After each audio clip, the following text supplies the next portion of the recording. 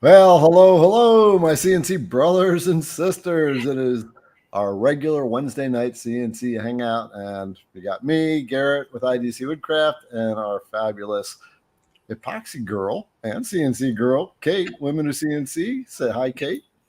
Hi, y'all. How's everybody doing tonight? You know, the funniest part about this is we talk every once in a while. We got to do a smoother introduction, and I always screw it up on us. No.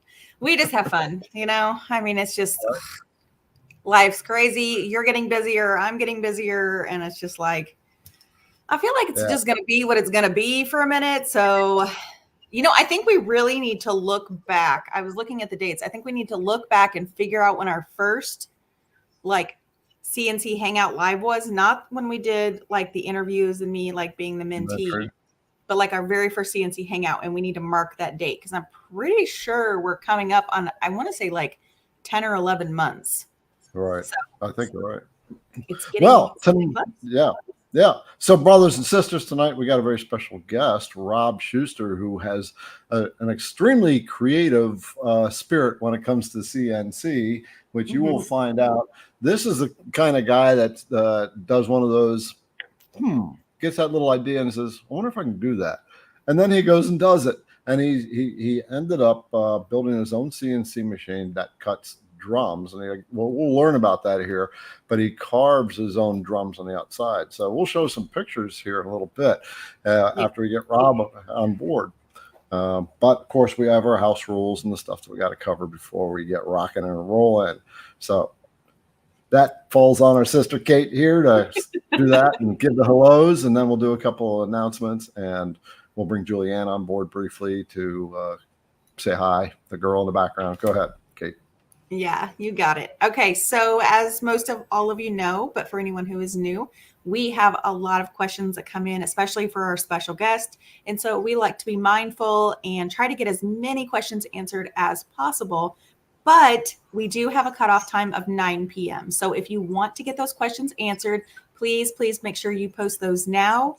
Our lovely Julianne in the background is going to be starring those questions.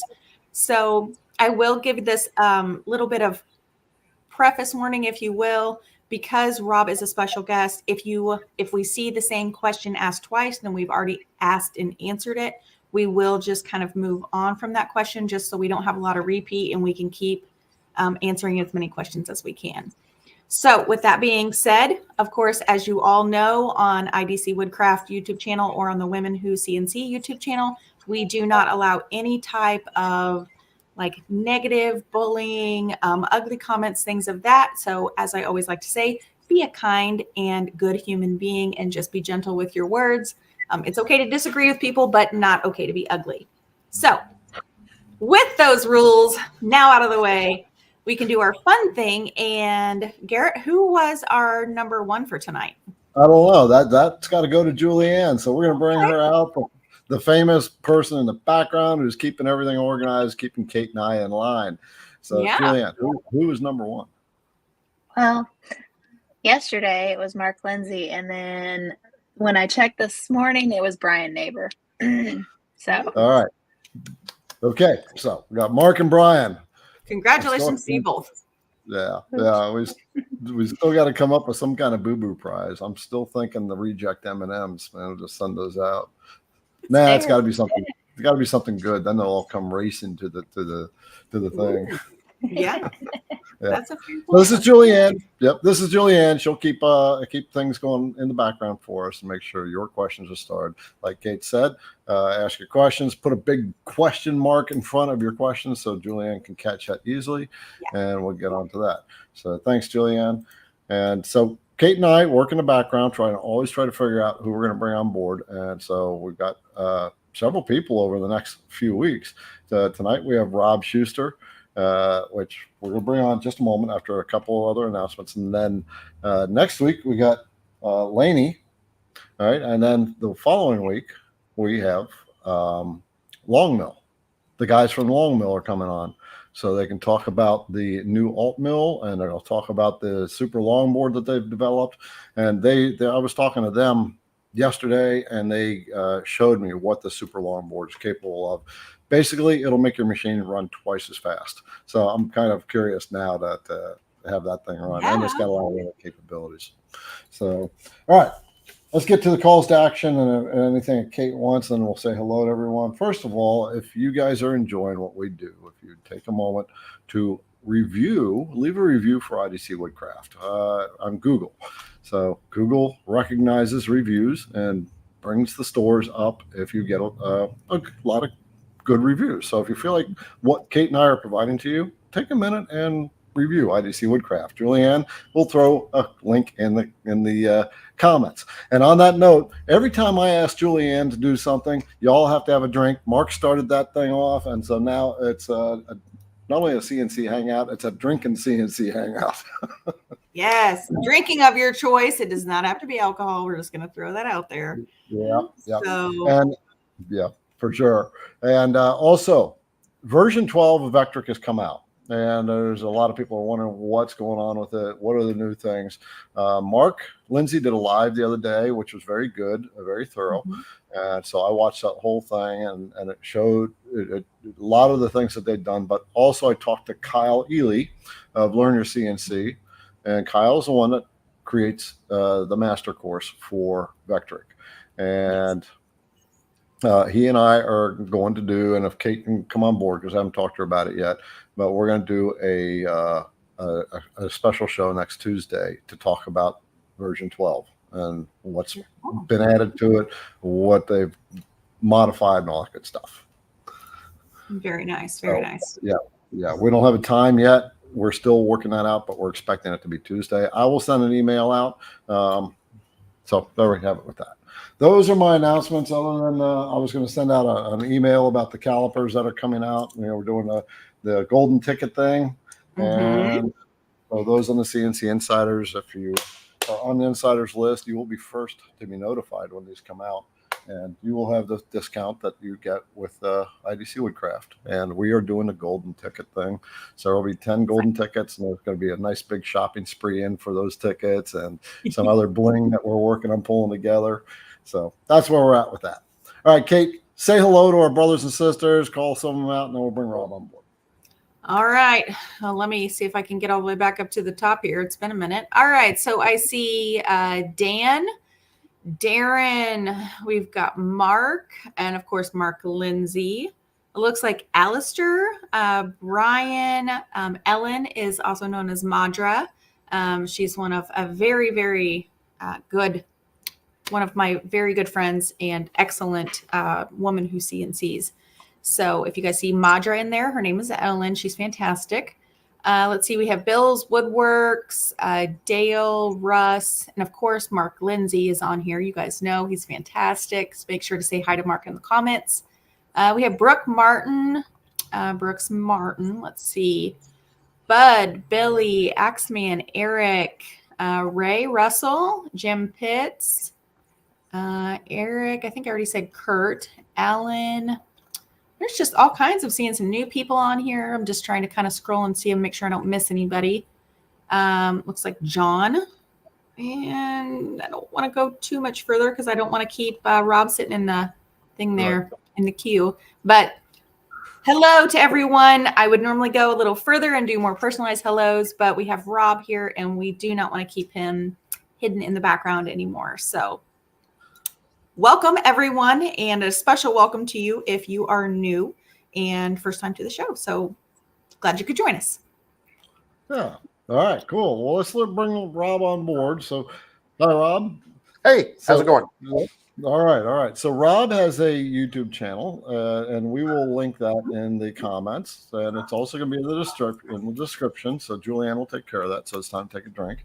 And so, Rob, you have created some pretty incredible and unusual things that in your woodworking journey, which is I don't even know where you came up with that. You mind if I show a few people pictures first so they can kind of say, wait, what does this guy do? So I'm going to bring that up, and I just got to find my pictures. Not coming up. Yep, I'm going to have to relaunch the pictures. So what folder is that in? Right there. Okay. Well, as we're doing that, why don't you just give us a little bit of background story on you? What got you into CNC? I've always been the guy who goes out and tinkers in the garage and tries to make stuff. Yeah. And honestly, a lot of things don't work out. But the CNC was one of those projects I started that actually worked out. Showing my favorite stuff here, all these great drums. And gosh, 10 years ago, I got started with CNC. There was a YouTube series out there. You can build a CNC on a shoestring budget. And I had 2 kids in college. That's my old Triumph TR8 right there. That's got me started too. Yep, that was my old Triumph. That's my sports car. That wood dashboard. Yeah, I built that wood dashboard. I did that by hand to start with. Then I started sewing those on the side, making those by hand with I had a template and a bit with a bell bearing to follow the edge, and I was cutting those out by hand, and they were good. But I finally, with the profits from that, that's how I bought my CNC, the parts for my CNC I built. Okay. And took some time developing that tool path for that. That was my first major tool path. And from that, it was 10 times better than I could do by hand, obviously. Right. And eventually I got to the point where it was the car or the CNC, because I kept taking up more and more space in the garage. And the car got sold about 7-8 years ago. Aw. It's the only time for so many hobbies. And That's a fair but point. anyway, I was about 10 years ago, I started building that. I built my own first CNC, that kit, for, not a kit, free plans from Dave Gatton. He's kind of my original mentor on CNC stuff. But Mark Lindsay and I both actually built the same machine at the same time. And it was a pretty active web group there. And that's how I started talking to Mark years ago. Yeah. And I kept modifying that machine and modifying that machine and modifying it. So I still call it that, and the bed is still that, but everything else I've replaced. The full gantries were redone, the Z plate, everything's different now. But I still call it my shoestring, even though it's not really anymore. Right. Right. Did that morph into your drum making machine? No, I have 2 full machines. Okay. And it's right there, right behind me there. But I can turn the camera around a little bit. But it's a nice plywood machine. I know you said stuff about plywood machines a while back, and to a point I agree with that. But also, it's 3/4 inch plywood, and I've got a lot of reinforcements. So I feel it's a pretty good machine for plywood. And that one too. If you look at like all the cross braces. I mean, plywood obviously can wiggle a little bit back and forth, but I put a plate on it, on the sides, then it won't wiggle. So it's strong, obviously, this way, and it's reinforced. It's a pretty sturdy machine. I can push it. I think I have the speed 240 inches per minute as my max, and I don't go that fast really, but I can, and it doesn't. I don't know. It's possible, but I don't want to push it too hard, scare myself. Right. Yeah. So you now are your YouTube channel is SideWinder Drums, right? So is that kind of what you focus on in the CNC world now? It's about 50-50, whatever I feel like. And I treat it 100% as a hobby. I mean, yes, I want to sell the stuff in the end because I got a garage full of stuff. Or our guest bedroom has about 10 drums in it right now. My wife has mentioned that we need to get rid of some drums before I get more. And I don't know why. I mean, 10 just seems like a very round number. Yeah, well, that's how far I can start. One stack, floor to ceiling. That's 10 drums. So, but and at least they're all, they're all vertical. Yep. And gosh, my Rotary CNC machine, when I first built it, it was not perfect. It's not perfect now by any means, but I keep improving it. I like tweaking and venting and stuff. And it was not as rigid as it needed to be when I first did it. For skimming the outside of a drum, just rounding a drum, it did great. But once you start carving into things, and the tolerances weren't good enough. It wasn't. There's some slack in there. So Yeah, so I saw a video of yours where you made your Monopoly board, the epoxy inlay Monopoly board. That thing was super, super detailed. So this is just some of the variety that you do. How long did that project take you? Oh gosh, it was kind of two halves because I did it's all puzzle pieces, the base, Yeah. and that part. I've liked doing puzzle pieces. I've done a lot of drums with puzzle pieces and that thing with puzzle. I just like doing puzzle pieces for some reason. I've kind of evolved that way. I Right. probably put, I'm going to guess 20 hours into building just the base, the board. Mm-hmm. And a lot of that's just drawing it up and getting it right and doing some test pieces to get it fit right. And once I did that, then I'm going to guess, gosh, epoxy is hard to say because you carve something and you fill it with epoxy. You wait 24 hours, you do a little more, carve, wait 24 hours. So if you add all the time together, it probably wasn't 15, 20 hours total, but I left it on the machine the whole time. So my machine was out of action for probably 2 weeks doing that because Wow. And I just know it's level. I don't like trying to find the exact zero again, scares me a little bit. I know I can do it, but When you're working with hobby, those delicate, like little, because I remember, I don't know, you sent me an email really early on and you showed me a picture of it and I was like, wow, that is incredible. I couldn't believe it. But I know exactly what you're saying about the epoxy and the inlays and all, like trying to find that exact spot, because I mean, you were working with like the names of like Park Place and all the different little places. So it was like, if you were off just like a hair, that's it. It doesn't look quite right. So mm-hmm. I'm sure I could have made it work probably, but why? It's a hobby. I'm not a production shop by any means. If I'm doing one, usually one project, maybe two at a time, but it's not like I'm spending 40 hours a week out here and have to get things off the machine. I work when I want to work on it. It's no schedules, no deadlines. I refuse to do that. I know Garrett pushes the entrepreneurship, and I think like an entrepreneur, but I refuse to do it just for the money. I mean, I know I could make some money on it, but yeah, that's the other thing. When every project is kind of a one-off thing, everything's a prototype, and you spend a lot of time on a prototype, getting it, figuring out the process, all these things.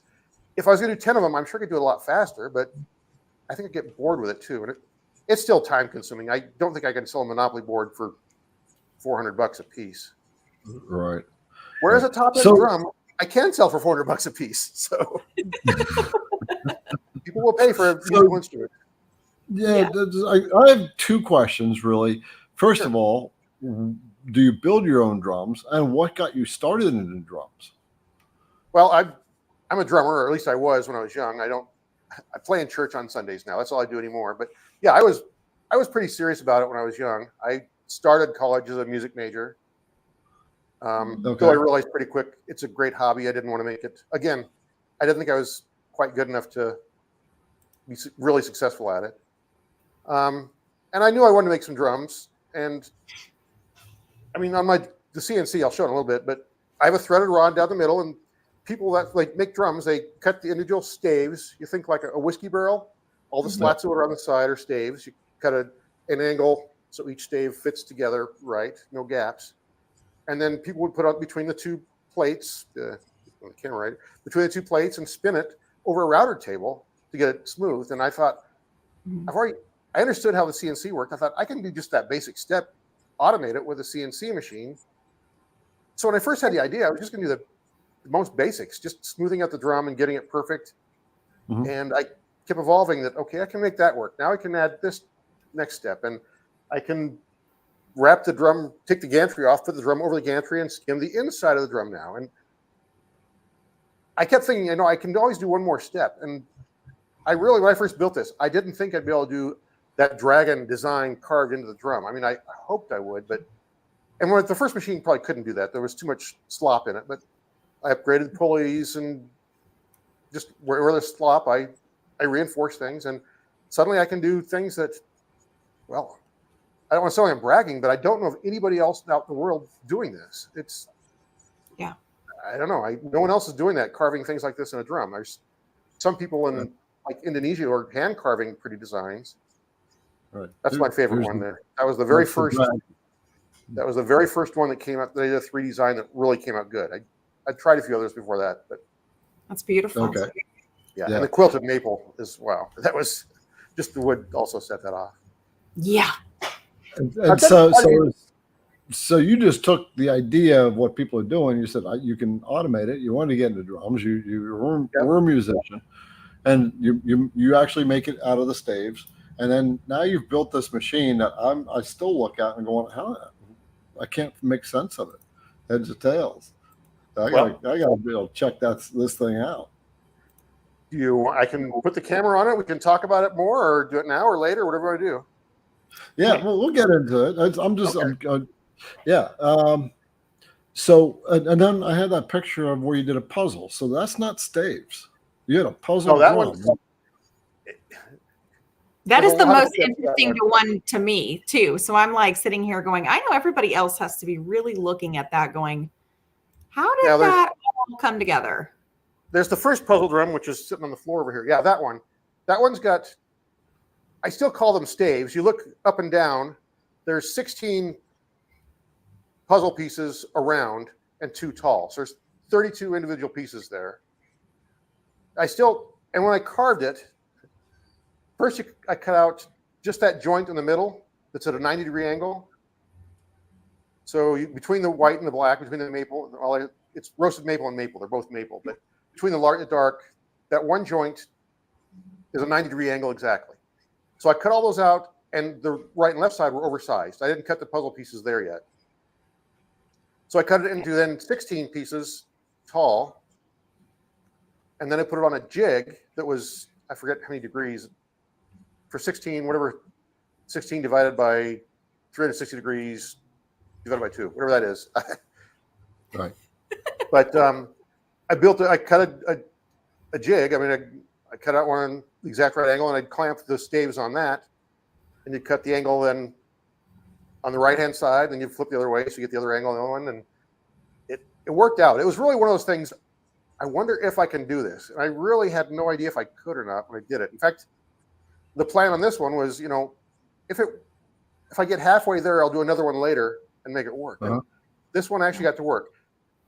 The tolerances were incredibly tight. It was too tight, and I actually had to beat it pretty hard with a hammer to get those joints to go together, or a mallet, I guess, not a hammer, but a mallet. But there was a lot of pounding to get that to get it together. It was But too tight. each piece is an individual piece. Then is that correct? Oh yes. Oh yeah. Yep. Wow. Wow. Okay. There's no standard. Well, there's the epoxy logo there, but otherwise that's all wood with just clear finish on it. Okay. How do you keep your epoxy from flowing out when you're on a curve? Well, that's a good question. I spent a lot of time on that. I built a little dam around it, and because it's only one spot there, I built that dam there and filled a little over full on the sides, then you skim it down. Okay. I had another drum that I actually did epoxy all the way around, so I don't think I sent that picture to you. The first time I did it, I let the epoxy kind of set up a little bit, and it actually worked pretty well. And then I tried it multiple other times, and every other time after that, it failed miserably. So I've kind of given up on that. I've tried thickeners, trying to get it thicker so it wouldn't run. In fact, I have a test drum on the machine right now. You can see when it's got epoxy. I tried thickener, but it loses the luster. It's just a dull color then once you use the thickers in it. And I don't know. I've pretty much given up on trying to wrap epoxy around the drum. Now, if it's just one little section of the drum, I can do that. And then, later let it cure and then go to the next section. But wrapping around the drum just didn't work. So, okay. So, yeah, I'm really interested in seeing your machine. And so 2 things before we start diving into questions and of course, Kate's questions. But one is, I just forgot my question. You sold a drum for $50,000, right? I didn't sell it. I donated it. You donated it. It was a fundraiser. And it sold I wish you can. Yeah, that was Alice Cooper is a local person here in Arizona who everyone thinks of a shock rock guy who's a bad boy. He's actually a really good guy. He supports charities. Arizona loves him, and he has every Christmas he has a Christmas pudding, they call it, as a concert. Brings in Sammy Hagar last year, and different people just, and a fundraiser, and they raised money for a children's charity, a music charity for children. That's fantastic. And Yeah. there are the wealthy people who want to schmooze with Alice Cooper go to this, and they raise millions, literally millions of dollars get raised to this thing every year. And Wow. I made that drum that, well, you showed it. It was in there. It's at I call it that one, the snake skin. It's got kind of the red snake skin edge on it. And Is that one of the pictures that I showed? that was one of the pictures. It's got. Oh, I'm going to bring it up. Julianne, bring it up, please. But, and that drum, when I made it, I had no idea that I'd give it to them, but nope. Wow. That's all she had to do. Is that it? Nope. Okay. Oh, Got to run through them. You got to run through all I'll the tell you when pictures. to stop. I'll tell you when to stop. Yeah. There, that's it. And like the snake that's skin. actually 3D shape on the outside, and I don't know, a lot of things unique about that one. I did a whole series on building that drum, but anyway, it got to the point. I talked to them the year before, and they asked, I asked if they'd like a drum, and they actually said, "Well, we're going to talk to you." I'm active at there's a Facebook group for Phoenix drummers. I'm not active in it, but I post in there sometimes. So they knew who I was from that, and they'd said they'd love to have a drum, so I gave them that drum, and I actually did the rims on the outside. I engraved those two on the CNC, which was that's a full YouTube video just making those rims for that thing. But anyway, I donated that drum to him, and it sold for $50,000 in an auction. But to get things straight, you could have put a cardboard box there with a drum head, and Alice Cooper signed it, and it would have sold for, well, not $50,000, but probably $40,000. They were very loose with the money at his event, and they raised a lot of money. So I'd love to say I sold a drum for $50,000, but that's not quite honest. Right. It was not because it was my drum. Right. How long does it take to cut a drum? Well, that's a good question. I keep getting more and more complex between the puzzles and things. And I was getting to the point where I was spending 50, 60 hours for a drum from design, concept, everything to finish. Mm-hmm. And I kind of pulled back and said, I need to do something a little easier. So I decided to do, probably got one there. There was that very first one, but I did some V carving on a drum. You can see that. So I V carved design on it. Wow. And the V carve, obviously V carving is a lot faster than 3D. And that drum I just showed you there, I did that from the time I mounted on the machine. So skimming the outside, carving the V carve, and you call it the bearing edges. The bearing edge, you have a rounded edge on there. I have a tool path that rounds that edge. 4 hours from mount to dismount, which that's a lot better. I mean, if I was going to produce and try to sell drums, that's the way to do it. I'm not sure how I want to do that, but if I get to the point where I'm trying to market a drum, that would be much easier to do than a 3D carving, because a 3D carving is probably 15 to 20 hours from mount to take it back off. So. Oh, really? Yeah. Well, you know how long a V carve takes. That would make sense. How long a 3D toolpath takes. You're doing 3D all the way around it. That's a large area.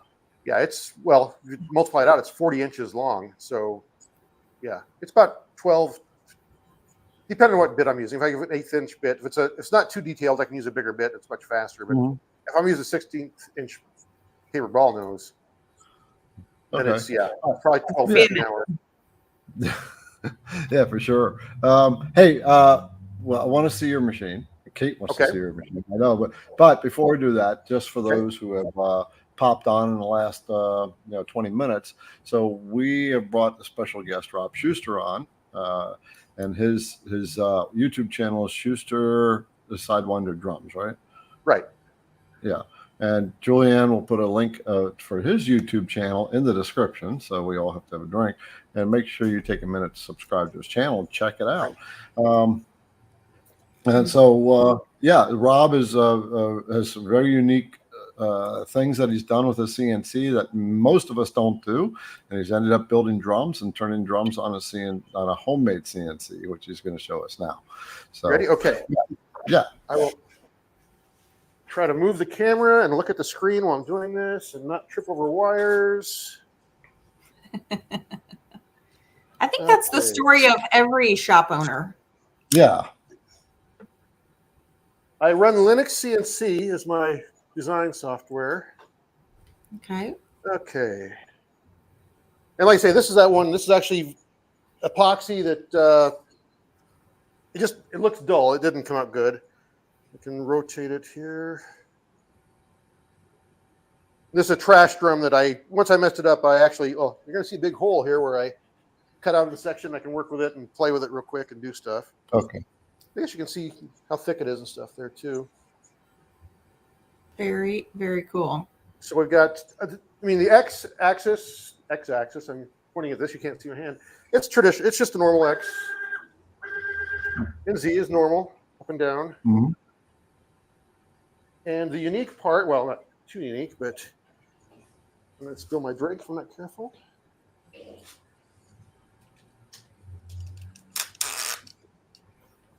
This is a timing pulley, timing pulley, that's the right word.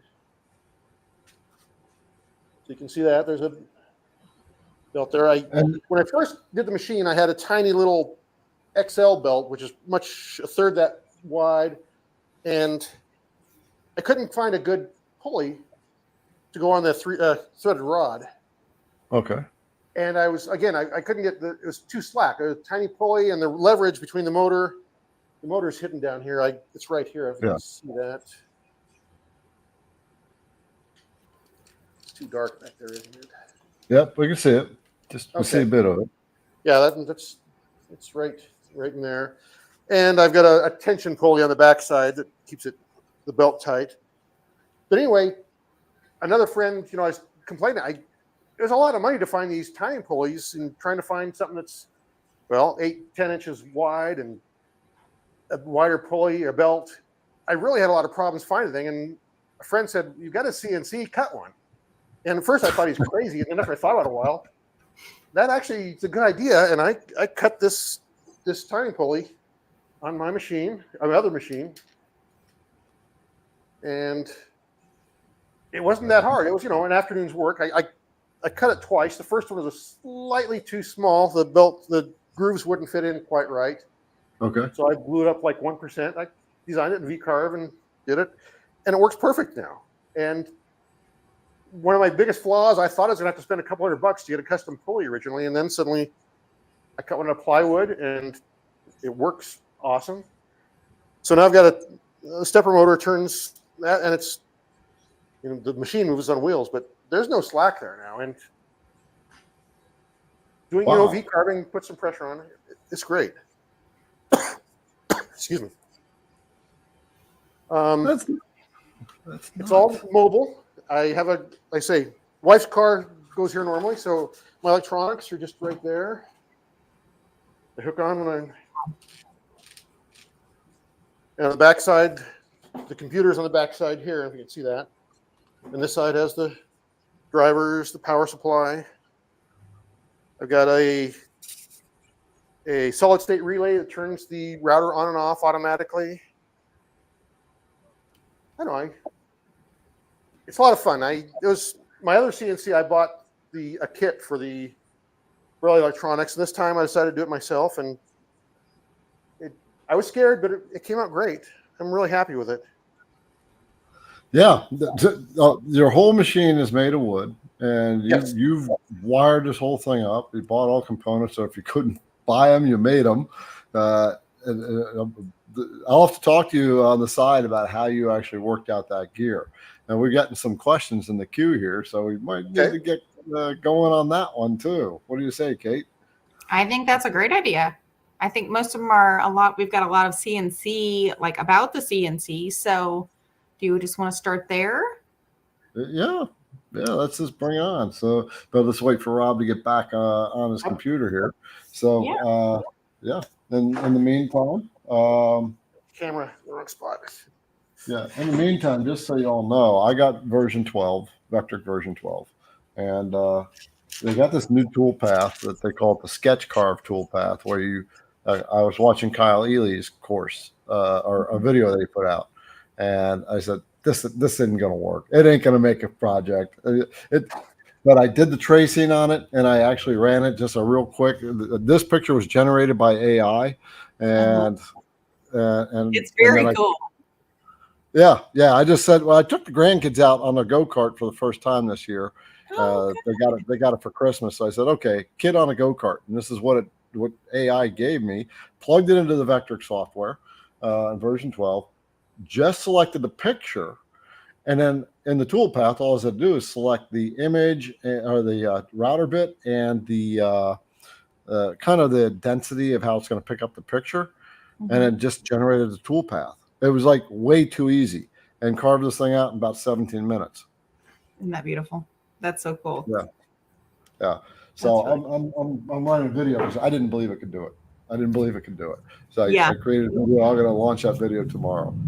And it's funny you actually mentioned that because I actually watched that video today and I was like, what? I was like, that's crazy. Yeah. I watched it too. Yeah. Oh, you did? Okay. That Oh, yeah. makes entry into CNC with the VECTRIC software, just with that one thing, it makes it a lot easier for people who don't understand the software. Not that you still need to know.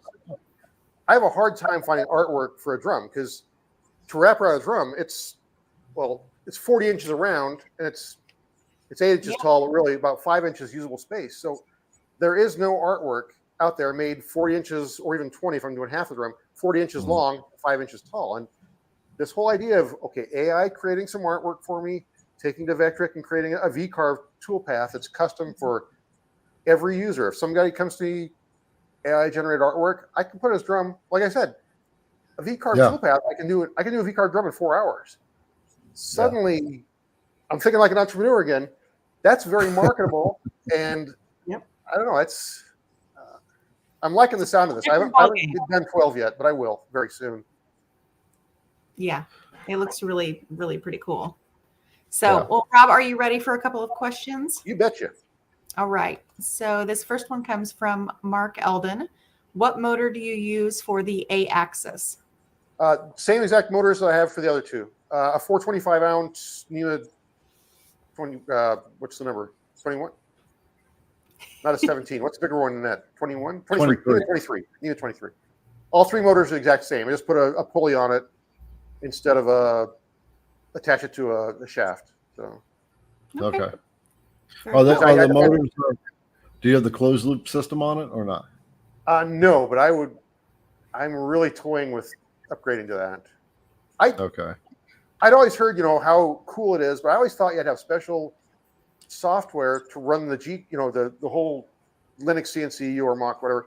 And then I found out, it's a stepper driver that takes care of most of this, and most programs can run that. And suddenly, I thought it was much more complex than it is. So I'm really toying with going to that. So.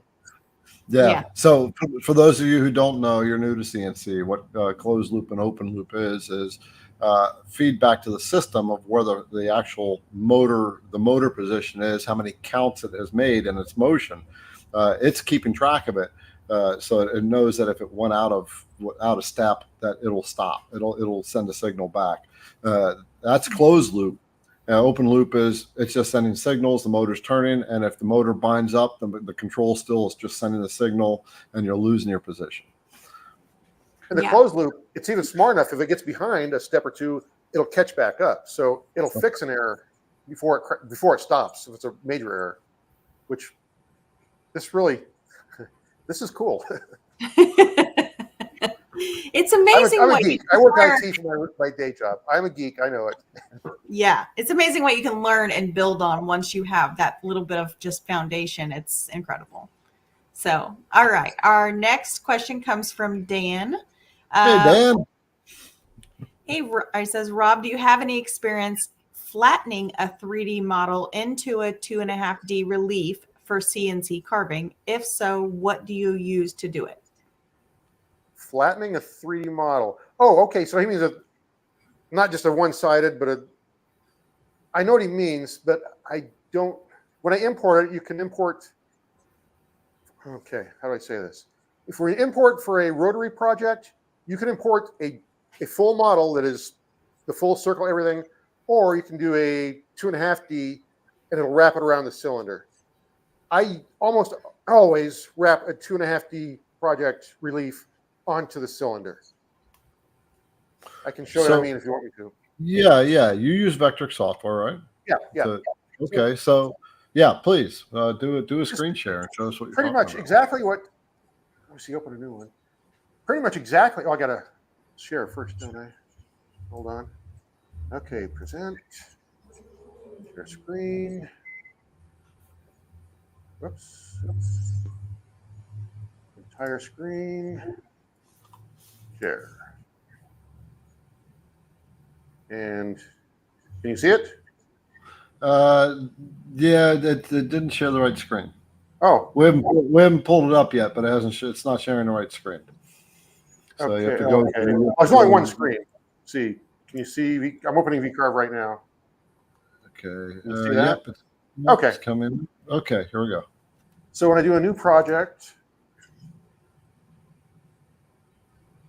everyone normally does one side or double sided. I'm just doing it rotary. And of course, this is resetting. The diameter is always 13. Will you set him full size, please? All right, go ahead, Rob. Okay. So for a drum, it's almost always 8 inches, and the diameter is 13.875. It's a 14-inch drum, but it's not really. A drum head is 14 inches, and if you want the drum head to fit on there, it's got to be a little bit less. Otherwise, I wrap around the x-axis. That's all there is to it, setting up a rotary project. And now I've got to find a, okay, there we go. So now I'm going to go to models, and I've got to find a 3D model now. The DXF. I have done no videos on rotary, and I haven't even done anything on a rotary. I got the long mill vortex, but I haven't installed it yet. Gonna work on that next week. Hopefully this is a piece of artwork that'll work. I'm just grabbing stuff because, okay, yeah. So that's a flat project. So you've got options. You can, right up here, it says full 3D model. So if like you're doing, you bought a chess piece file, you'd click on that one up here. And you would import that chess piece that way. Whereas I'm wrapping a flat model around the cylinder, that's what I do right there. And otherwise, I tweak that file in Blender to get it just right. Because you can't, obviously, we can't do multiple 3D files in VCarve. So I have to use Blender or something like that to combine the models. I think it's already set up basically right.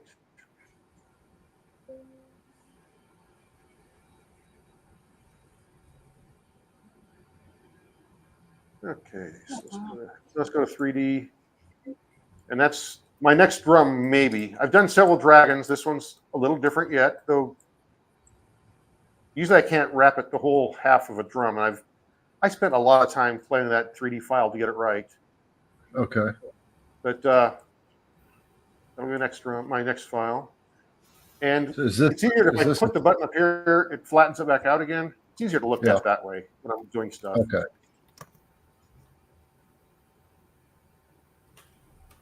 Wow. I'll V-carve my logo right there eventually, and also some lettering there that wraps around.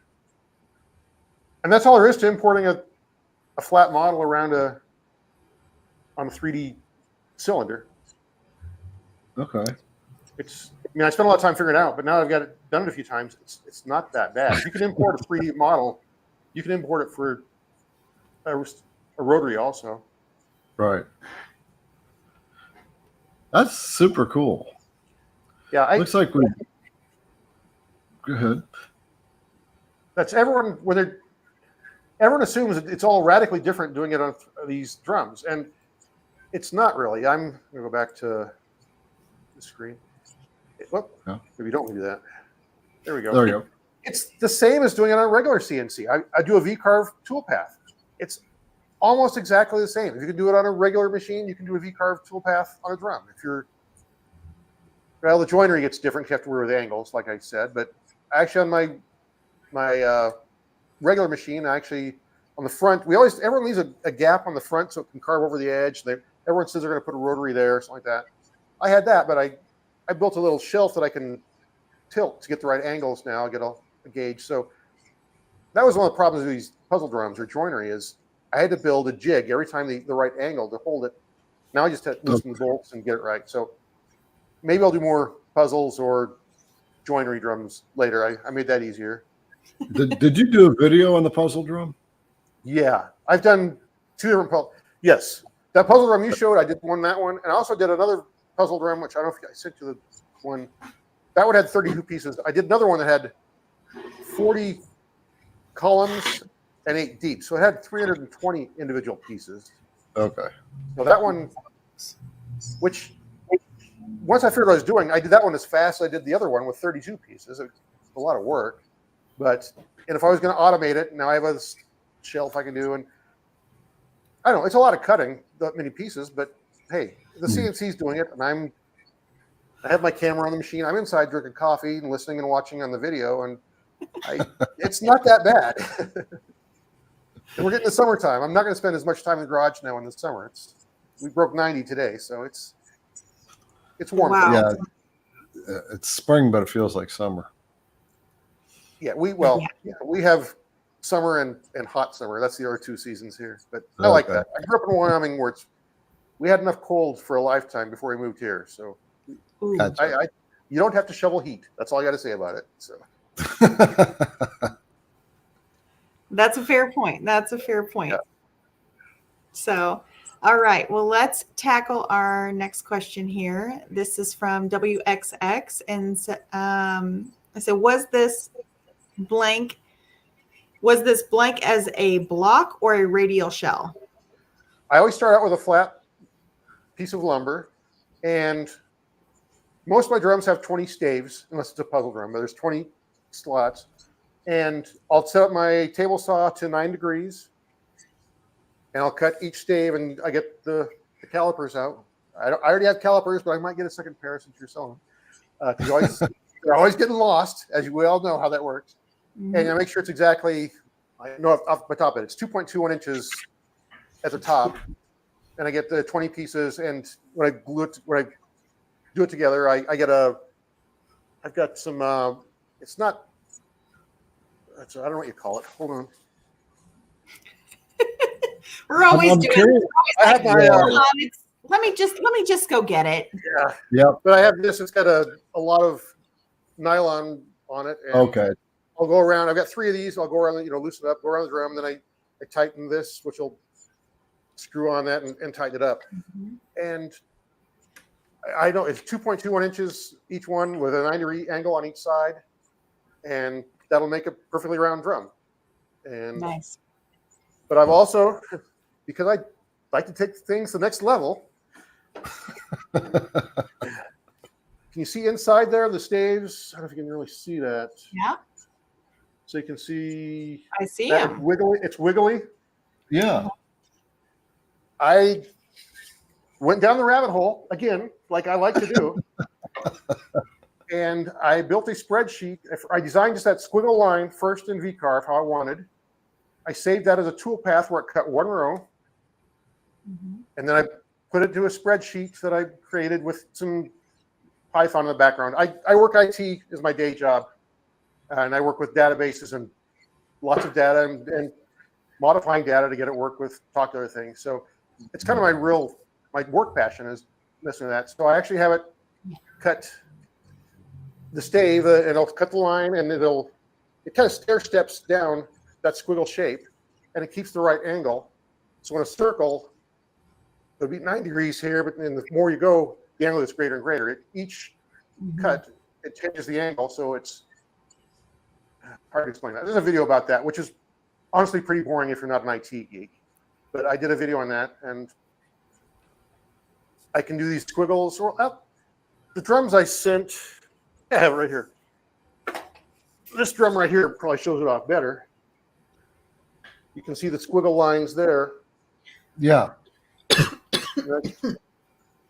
And the CNC, the regular CNC, not the rotary, the XYZ shoestring, cut that. And I think I sent you some pictures. You might have some pictures of staves held down on the spoil board. I don't know if you see that or not.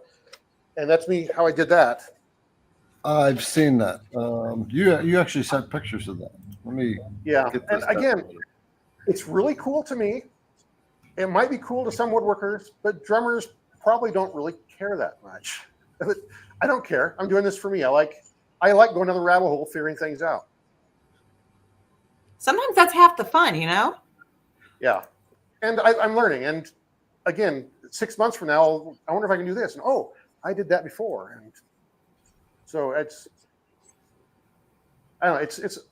I look at it like I need to do something. I dig into the depths of V-carve and go really deep and probably do things like it really wasn't designed. Like I say, I'm using my own spreadsheet.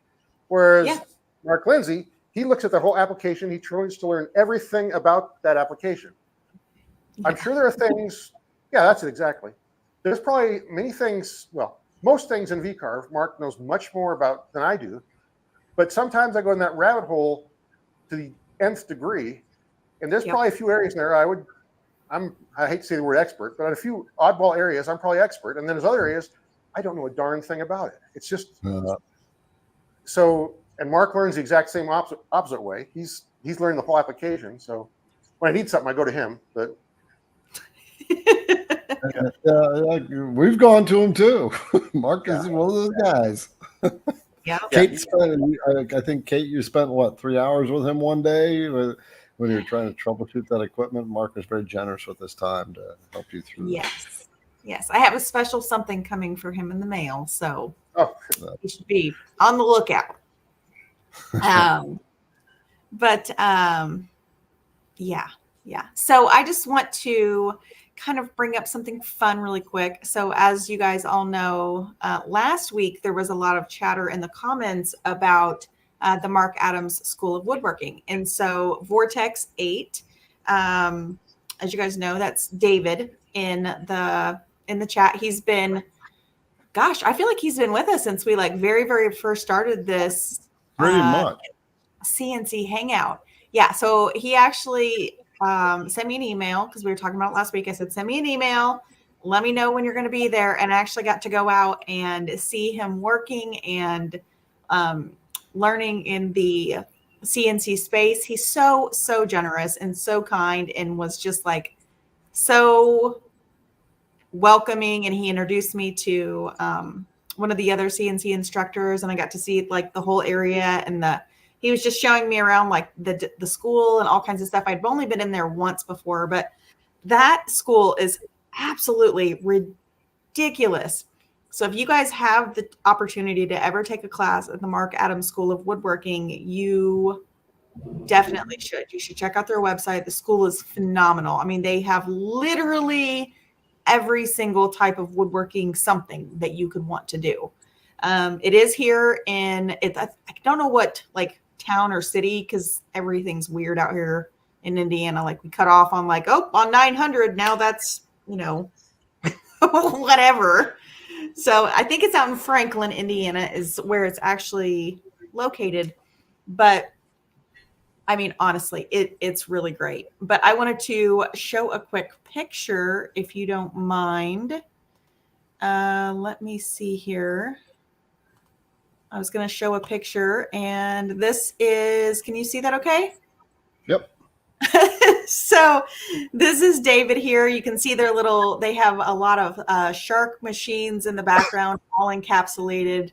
So it was a fun little meet and greet. I love meeting people when they're in the area. I've had a couple of my other one-on-one students. One of them was an airline pilot, and he had a layover in Indianapolis, and he's like, hey, do you want to get together and meet up for lunch? I was like, absolutely. So if you guys are ever in the Indianapolis area and you want to do lunch with me and Garrett, maybe we can meet. We usually meet in Greensburg sometime. If we do lunch or breakfast, we meet at this little mom and pop place. It's so much fun.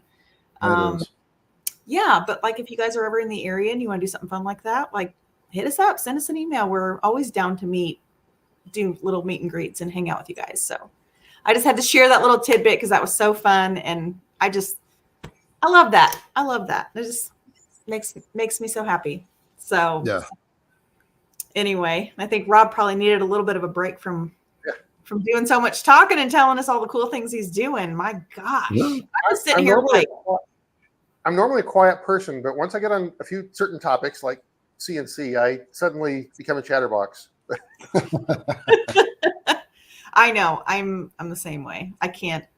I was saying, David was actually telling me that last night after I was getting ready to leave. We were talking, and he said, I don't know what it is about CNC. He said so many other things in woodworking, like I will just get really frustrated, and I just will like walk away, and I'll just like push that project off to the side. And he says with CNC, it's like can't stop, won't stop. You know, you just keep moving. It's a passion. It really is. And It is. my wife calls it my therapy, though I don't think I need therapy, but she calls it just when I need to relax, I go out and putz in the garage and make something, whatever it is. Right. Right. Into that.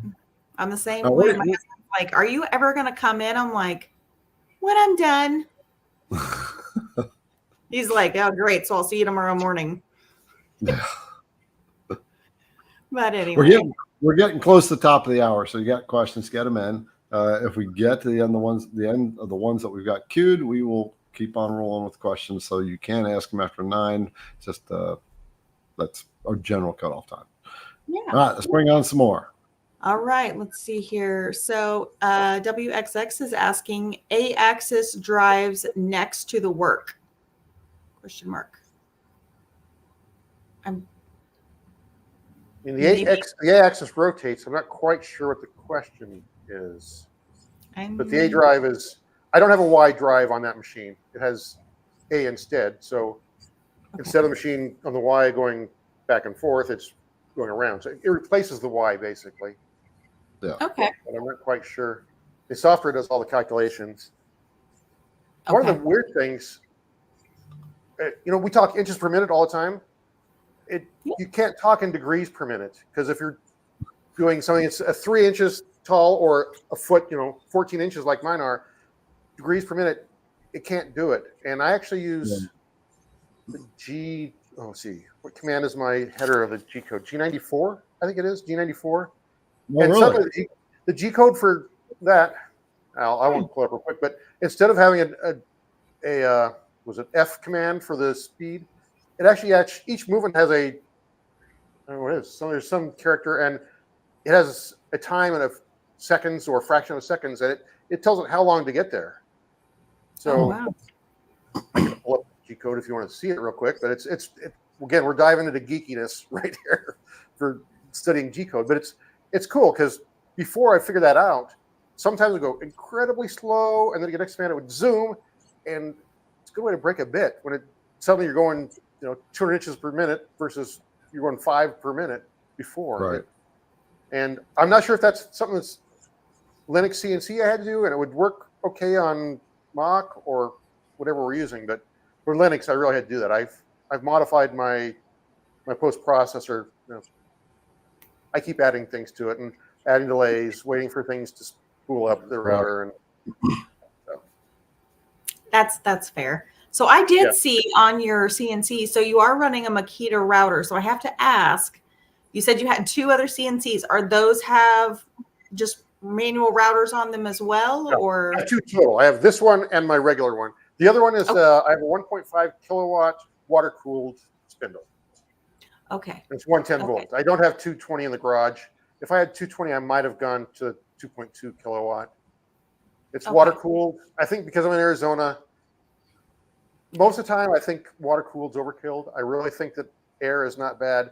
But in Arizona, and I don't let the heat stop my machine. I'll put a big fan on the electronics so I don't overheat. I've never had a problem. But I think water cooled's the way to go in Arizona if I'm going to run it. So. Well, that was kind of my next question, where I was kind of leading into, because I know with the Makita, because I've got one on mine, and I was just like, I wonder if the heat ever really bothers that. And then B is, with these long carves that you're doing, I mean, do you normally run them for like, say, a couple of hours, and then you'll turn it off, or what's your process as far as carving the actual drum itself? On my normal machine, I let it run. I've never stopped it. I don't like to do the long carves in the summertime. I might try it sometime. The only time I had problems with it was not the router. The electronics, I had some problems with electronics.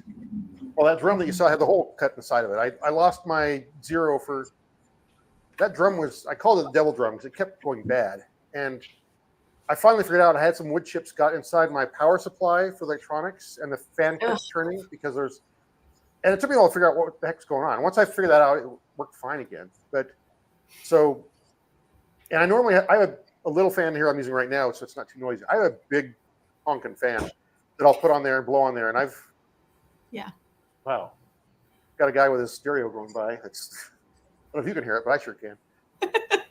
I would really like to have a spindle on the rotary machine, but I don't know if you can quite see that.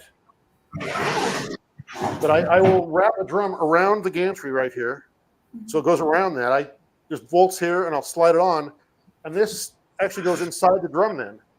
So spindles tend to be tall. And if there's a short, squatty spindle, I would really, if somebody knows of one, send me a message or something. Because if I could find it doesn't have to be, I can't be too big. I don't want a heavyweight something, but around a 1.5 kilowatt to 800 watt. I think that's the right sizes. If I found something like that that would fit, that's short and squatty, it would fit on there, I might switch over to that. When I got to sell a drum or two to have money to do that. But I would really like to replace that spindle, or with a spindle, but it just, to do the inside of a drum, they're too tall. They just won't work. So I'm locked in at that point. I don't know which spindle I have, but it's I don't know. I got it. My husband bought it for me from China, and it's about the same height as the Makita. But the weird thing is it's not as strong as the Makita. That's the only kicker. So I've got that, and I'm just like, it's chilling over here in my box, but I don't even know if you'd want something. On my regular machine, I used to have a Hitachi. I ran that for quite a few years, and then I'm going to guess 3 years ago, I switched to spindle. And the Hitachi is 2.25 horse, and a 1.5 kilowatt is basically 2 horse. So they should be the same, but the spindle does not have the low end torque. So if I'm using a surfacing bit at low RPM, I've got to be a little safer with it, because that will bog down and come to a stop if I'm not careful. Yeah, and you don't want to do that. That's not fun. No. We've all been there. We've all burned some wood before. Yeah. That's not a fun thing to do. But once I learned, that Hitachi, man, that thing, it had low end torque. There's no getting around it. I could cut, I get my bigger surfacing bits. I could take off, I don't know about a 1/4 inch, but I could take off an 1/8 of an inch on hardwood pretty fast if I wanted to. It had power. It'll move. Yep. Very cool. Very cool. Okay, well, this is a little bit of a different question, but I love this. So Roger Day is asking, Rob, did you serve with the 11th ACR? I did not. I did not serve. He's talking about the cross sabers right there. When I was young, I marched in a drum bugle corps, the Casper Troopers, which was pretty good drum corps. I mean, if you don't follow drum corps, most people don't. It's kind of like a marching band, but I just insulted drum corps people by saying the word marching band with drum corps. It's like comparing high school football with the NFL. You spend 12 hours a day for months and months and months working on one 12-minute show, and you're getting as close to perfection as you can. And it's a good way for a drummer to build your chops, and it's mainly, it's a lot of music majors. It's top-end stuff. So it's a drum corps thing. Casper Wyoming was yours was Fort Casper. Casper Collins was the guy who they named it after. He was in the Ohio 11th Cavalry. So that's why the 11th Cav is there. So, okay. But a lot of people ask that, are you Black Horse? No, I was not part of that. I did not serve. Well, my dad did, my grandpa did, my uncles, my brother and my brother-in-law, and they all told me don't do it. So they talked me out of it. I was ready to, and I got talked out of it. So. Mm-hmm. Well, that's awesome. Well, thank you for sharing that little bit of insight with us about the drum corps. Yes, thank you. Kate, if you ever watched a drum corps in action, it's pretty phenomenal. I just wrote that down. I'm like, I'm gonna have to look that up and just expand my a little bit. Yeah, you'll find something on YouTube, you'll watch it, and you say, how the heck do all those guys in one shot keep all that rhythm?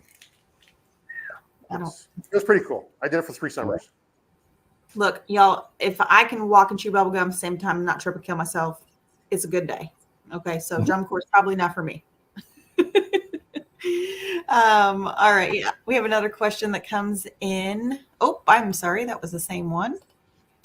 This comes from Andy. It says, "Is the self friction fit for work holding?" Are we? I assume we're talking like the puzzle pieces, the friction fit to get it to go. I would guess so. I assume I can talk about it for a minute here. I mean, the puzzle pieces, I try to get as tight as I can so I can press it together without having to use a hammer, which I said that first drum was not successful, but the second drum I did, the little pieces, I got a good fit on that. And I'm trying to think, there's another guy out there, a YouTuber who's big, and I can't think of his name now. He does a lot of point puzzles and joinery and turning. I want to say George something, but that's not right. But I'd have problems, and I noticed that I couldn't get things they would fit fine this way, or they would be too tight. But if I flipped it over and one top to top or bottom to bottom, and reversed it, it fit much better. And he has like a $10,000, I forgot what machine he's at. What machines Mark have? He has an Avid. Avid. He has an Avid. I mean, it was a top end Avid. Probably, I don't know, but he said the same thing. The bits I think were at the collet, they were tight, or not tight, but there's no flex there. But as you further you get down, there'd be flex at the bottom. So it was actually a slight cone shape, and he realized, with the top end machine, that if he would flip every other piece over, it would fit much better, the puzzle pieces. And I'd figure that out too. And I figured because I had a cheap machine, I thought it was too much slack in my machine, but it kind of made me feel better about my machine when he had the same exact issue on this very expensive machine. But the friction fit is pretty darn good. And if you try to overpress it, even gets almost too tight. But I did a lot of test pieces to get that fit just how I wanted it. I feel like that is the number one thing that everyone says that you cannot get away from, even with like inlays. It's like, how many inlays did it take to get to this point? How many test fits did you do to get it? Because I always see all of these beautiful projects, like something like yours or these really intricate puzzles or something like that. And everybody always asks, what were your tolerances? What were your offsets? And they're like, depends on the wood, depends on the humidity, depends on there's like 5 million things. So it's like one answer is going to be. In the end, about 6 style works for me on that. But it's funny how the throat of the puzzle piece, that actually, you would think the male and female part would be exactly the same, but again, I can't explain if my machine has a little slack somewhere or what, but I actually had to make the throat a little, I forget if it's tighter or looser, which way, but to get it to work right. It's not even a perfect fit. It looks like when in CAD, but on the machine, it works perfect. And you learn your machine. It's like the guy who golfs, and you got a heck of a slice. Well, make it work. Point that way and end up on the fairway. So, yeah, absolutely. Absolutely. All right. Well, we have several more questions here, so we're just going to kind of keep rolling through these here. Let's see here. So, Rob, when you carve your drums, do you carve across top, then rotate, or spin on revolution, then move the bit over? I wrote my own little G code, and the drum will continuously spin, and the bit will slowly move while it's spinning. And writing G code, you right now, everyone thought, wow, that sounds impressive. It's not. My machine, 360 degrees is easy, but if I want to go 10 rotations, it's 3,633 degrees, or if I want to go more yet. And so I have a program, all I do is say G0, A, like 20,000, much more than that, probably like 50,000, and X9. One command, it'll rotate and rotate and rotate while it's slowly moving across, and it'll skim that. Now, I grabbed some other piece of G code that was created by VCarve, and so the header and footer, I use that, but I just cut out the old G code and put that one command in, and it rotates, continuously skims. It's great. It's nice. That's cool. It does the same thing when it's doing the 3D or the VCarve. The 3D, I go across, and it'll rotate, and I'm going across like such. Yeah. I use about an 8% step over. So I think I Pretty might have low. a video out there. Really, just you can watch like a 1 minute video. I think and just watch it. It's sped up, so it looks fast, but you see it going back and forth. Neat. That's definitely cool. I won't lie. That's pretty cool. Yeah. All right. Let's see here. So WXX is asking, how do you calculate the outside pattern to match at the end of the circumference length? It's a lot of. Well, I love how VCarve I can preview things and look at because I get a piece of 3D artwork and I'll stretch it or whatever, get it to work right, and I get it about how I want it.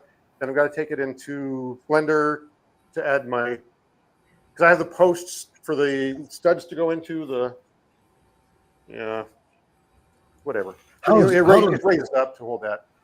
Yeah. So, how does Blender help you make a better drum? all I do with that is combine 3D things. Because I'll get. So I have a tool pad or a shape. It's just a bowl basically. So it's open ended. So I have a bowl shape. I'll put my multiple things in there, like that dragon that I showed.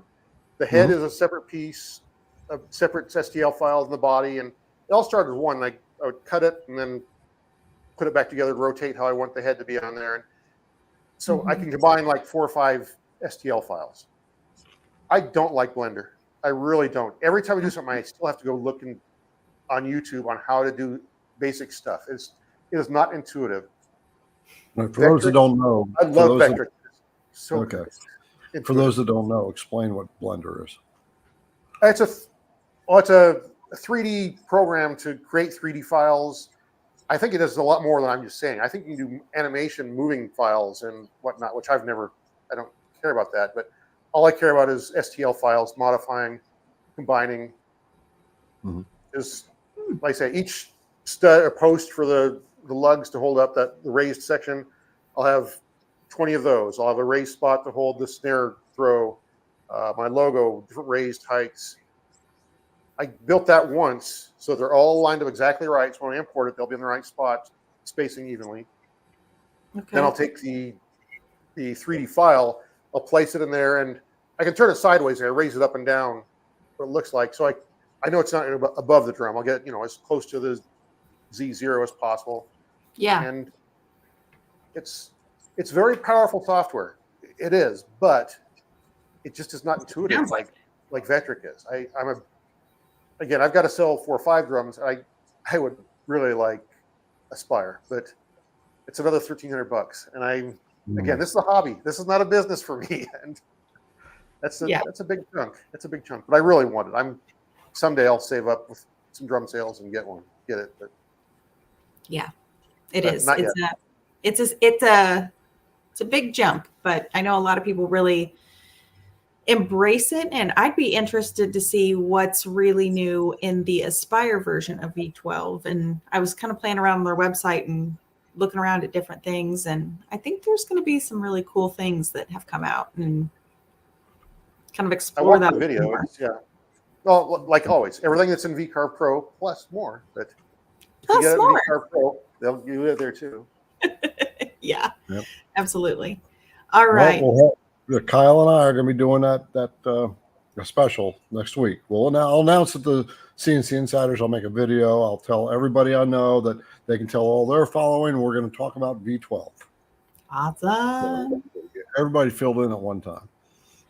All right. So this next VECTRIC, real quick, I happen to have a new grandson in Austin, Texas. So I can talk my wife into going to Austin for the VECTRIC conference this fall. Not even hard to talk her into it. So I will be at VECTRIC. So if anybody's there, you see me, hey, let's go have a cup of coffee. I'm expecting to go. Cool. It'll be fun. All right. Well, our next comment comes from the famous Mr. Mark Lindsay. He says, so you hear that Rob's looking for models and artwork that are 40 inches long and 5 inches wide. Go get on it, you artists. So I would love to be able to design in 3D, but you can only go to so many things, and maybe if I had time to do it, but that's a special skill set I don't have. Yeah. Yeah, There's that's a really good point just to bring up for those of you who are considering buying software. The designing and the tool pathing is one thing, but building 3D models is a completely different level. All right. So like when we're talking Aspire will do your designs and you can do your tool paths. But if you want to do 3D models, it'll do that too. But you have to have an entirely new skill set. It's just very different. So you always like Kate says, you got to baby step first. Yep. You got to walk before you can run. Yeah. So sorry. Don't- This is don't not one of try to those get cheat things. There's no special Yeah. cheat codes. I'll chime in a little more too. For CNC, I think you need to be a little bit of a jack of all trades. You don't have to be expert in anything, but you have to understand a little bit about the design work. Not a lot. A little bit about woodworking, obviously. A little bit about all these things. I mean, I built my machine, so a little bit of kind of mechanical. I'm not going to call myself an engineer, but a little bit of electronics. Just don't have to be expert, but you have to be just scratch the surface in a lot of areas. I think helps. Of course, when I started, you had to build your own machine, or else spend a lot of money. Things have changed a lot in 10 years. Yes, they have. Yes, they have. Because back No, then there before was the original Yeah. X-Carve and Shape Oko, and the original. I mean, now they make much better machines, but those first ones were they were not that good. I don't think. I'm probably offending people. I'm sorry. I'm not trying to do that, but Yeah. No. my plywood machine makes those look pretty bad, I think. Yeah. Well, they started somewhere. Yeah. Before we go to the next question, y'all, just we're talking to Rob Shuster for anybody who's popped in late. And Rob is from SideWinder Drums. He's built his own CNC router. He makes drums. He does on the CNC, among other CNC things. He does it as a hobby. He built the machine to make the drums. And so make sure you check out Rob Shuster, SideWinder Drums YouTube channel. If you like Kate and I having special guests on board, make sure that you give us a thumbs up. And if you aren't subscribed to any of our 3 channels, be sure to subscribe to IDC Woodcraft and Women Who CNC and to SideWinder Drums. Yeah. And Kate, you haven't talked about Women Who CNC, what it is. You want to take a minute to share? Yeah. So for any women watching, if you're not familiar with the Facebook group, Women Who CNC, come over and join us.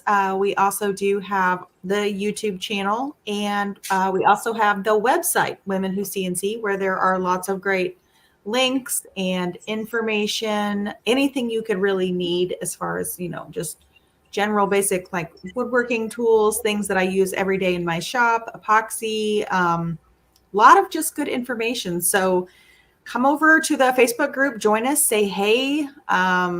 You'll get welcomed by a whole host of women, and we've got lots of beginners, and we have lots of advanced women in the group. Some are longtime woodworkers, so you'll definitely get to meet a variety of women. And the group is for women only. I'm sorry, fellas, but that's what it was designed for. It was designed for only women and women who CNC. So if you fit that category, come on over and join us on Facebook. We'd love to have you. So let's see. What else? I'm trying to think of what else we had going on. I don't know. This week in the shop, it's kind of been a little bit of a train wreck this week. Have you guys had like rough weeks in the shop? Not really. No, not really. Mm-mm. Why? I feel like everything is just like I found out today. I spent like 3 hours on the phone with JTech, and like my laser's like crapping out on me. Figure out what's going on there, and it's just been one dang thing after another. But I don't know. I feel like I'm just blaming it on the Indiana weather. We're just gonna, shoot for the rest of the week to be better. It's Wednesday, someday. Moving on. Yeah, there you go. It's all good the rest of the week. Yeah, it's all good. So, all right. Well, we are going to jump on to the rest of these questions. Rob, if you're up for some more. You bet. All right, let's do it. All right, this question comes from Chris. Could this be reversed to do the inside of a deep dish rim for a car? Conceptually, probably, but again, I only do wood. This machine would never do metal. So, but I've never seen them. I don't know. I haven't seen that many mills in my life, actually. I've only seen one or two ever in my life. I'm not around that type of stuff. Are there rotary mills? Oh, yeah. Yeah. I don't know. I mean, I know you got to do the inside of something. That's yeah, that's a little different. Well, there has to be, right? I mean, when I was in CNC machining, I had visited a company, and they couldn't really tell me how they did it. I was visiting as interviewing for a job, and they made missiles that had it was the missile shell that was cut on the inside, and it was cut in a diamond pattern. So when the missile exploded, all this fragmentation would go out. I said, "How do you guys do that?" Well, we can't tell you, but I mean, we can put two and two together as CNC creators. Yeah, we just make a drum making CNC, and we'll figure it out. Oh, Lord. All right. Well, our next one comes from Jeff. It says, nice work. One of my hobbies is Civil War reenactments. Have you made a period drum? I have not, but I mentioned the Casper Troopers Drum Corps. They always have one or two for their history because, it's Ohio 11th Cav. They're supposed to be Civil War. What's out west? It wasn't Civil War, but their uniforms are based on 1860s uniforms. So they used that style drum often, but I've never made one. And could I? I'm sure I could, but it's just a flat round drum, and they would paint stuff on it. They didn't actually carve into those, so it probably wouldn't be the. I mean, could my machine do it? Yes, but is it the right tool for it? Probably not. Like a lot of times, can a CNC do it? Yes, but is it the right tool? If you don't have anything else, it'll work. But a planer works better than using this to do things. But Yeah. I'm trying to think of where they have the Civil War reenactment.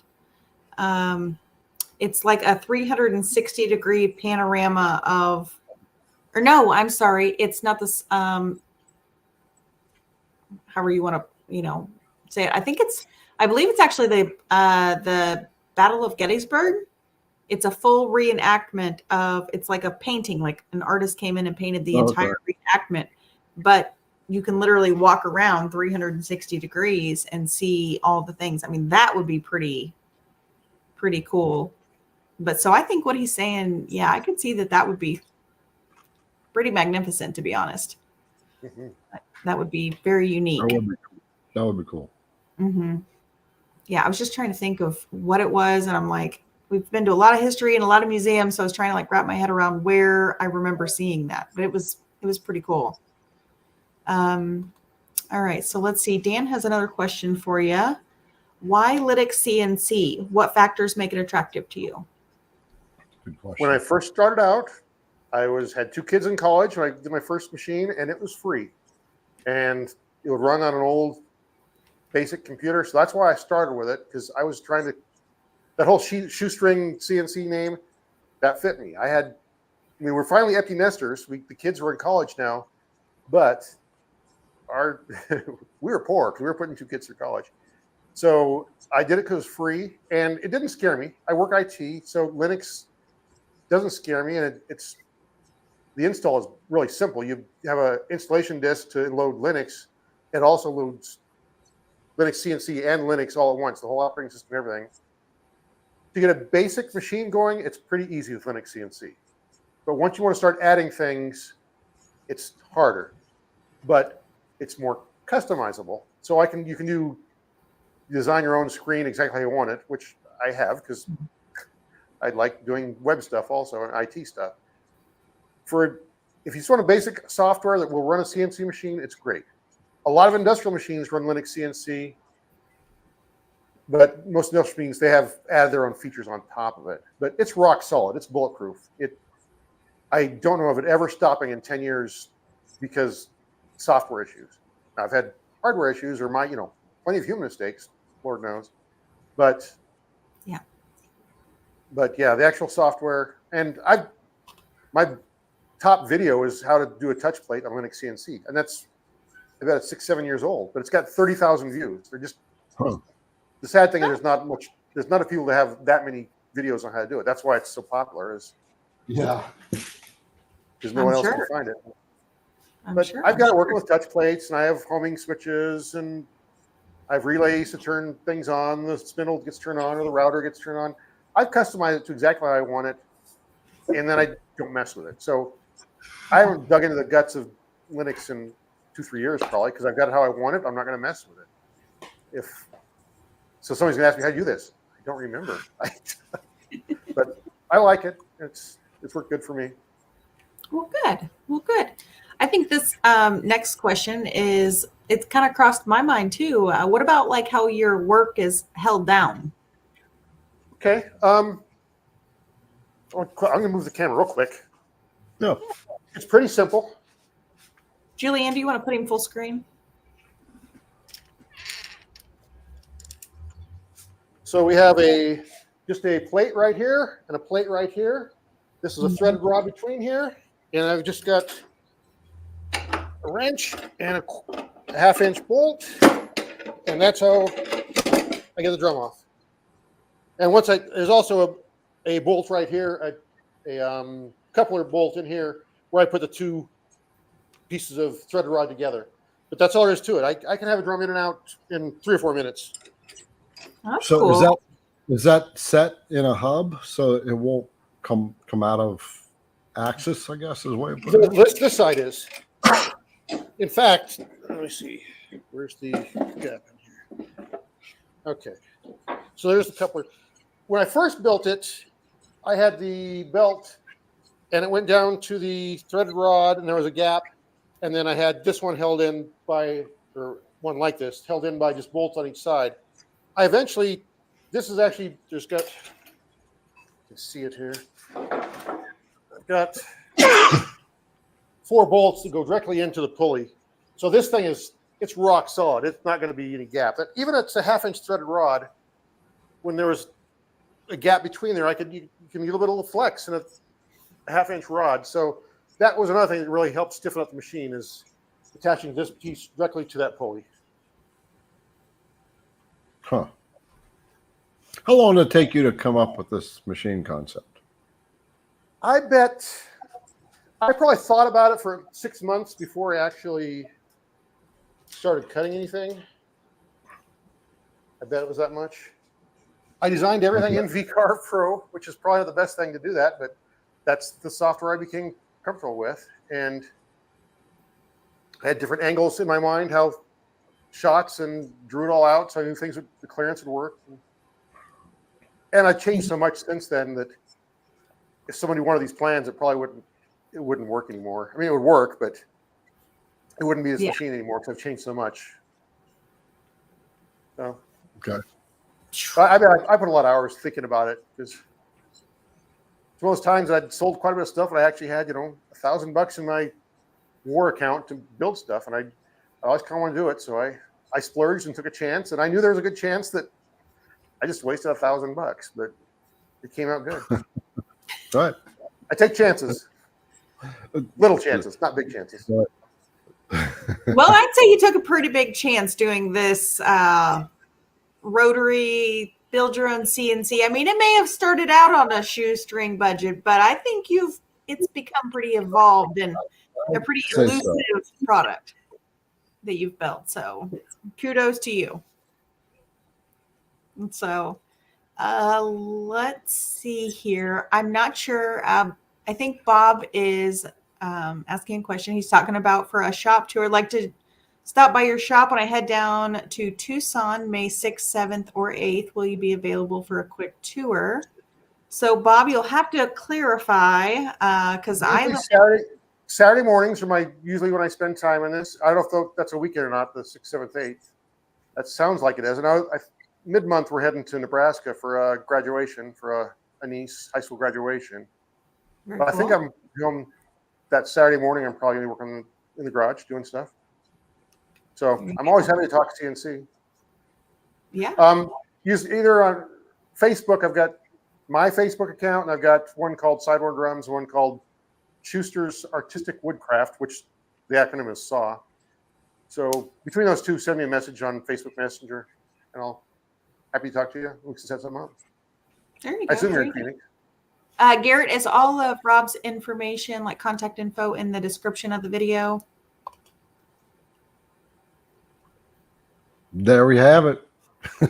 we've Julie been clarified. Yes, it is all in the description of the video. If you're not familiar Yep. with how the descriptions of YouTube videos work, there's a little I button that says more. actually knew that. I just zoned out for a moment.